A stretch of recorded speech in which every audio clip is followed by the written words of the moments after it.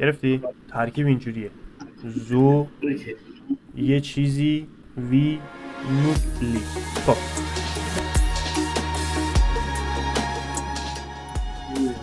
یه کاری میکردیم.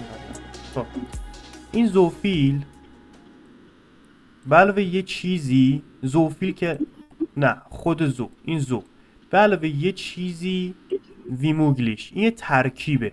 خب زو یه چیزی ویموگلیش یعنی در حد ممکن، در حد امکان، در حد ممکن که نداریم، مثلا یه چیزی در حد امکان. الان فیل بگریفه میشه چی؟ میشه بیشترین عبارت، عبارتهای زیاد.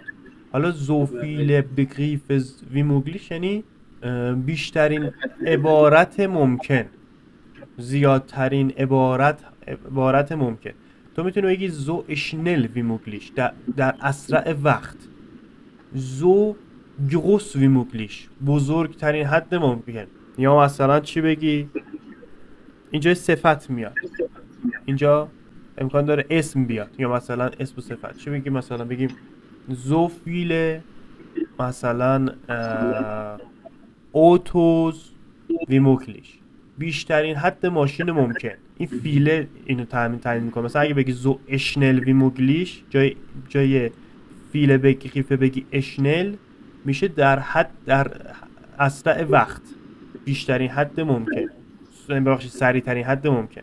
گرفتی؟ ترکیب اینجوریه.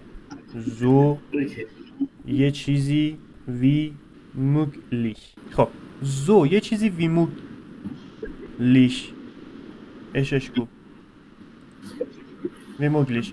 جای این سه نقطه میتونی صفت بذاری. اوکی؟ مثلا یه صفت به من بگو. زیبا، فرض مثال زیبا الان یه صفت دیگه. زو شون وی موگلیش، زیباترین حد ممکن. یه صفت دیگه بهم بگو. کورس صفت نیست که، اسم میشه کلاس. کلاین. زو کلاین وی موگلیش یعنی کوچکترین حد ممکن. حالا لانگ یعنی بلند. حالا من میگم زو لانگ وی موگلیش یعنی چی؟ بلندین حد ممکن دیگه. آفرین. حالا اگه بخوای یه صفتی رو با یه اسمی بیاری چی؟ مثلا بگی که به من بگو بلندترین آدم ممکن، بلند قدترین آدم ممکن. سو لانگ مان وی موگلیش. زو لانگ مان وی موگلیش. تموم شده. گرفتی؟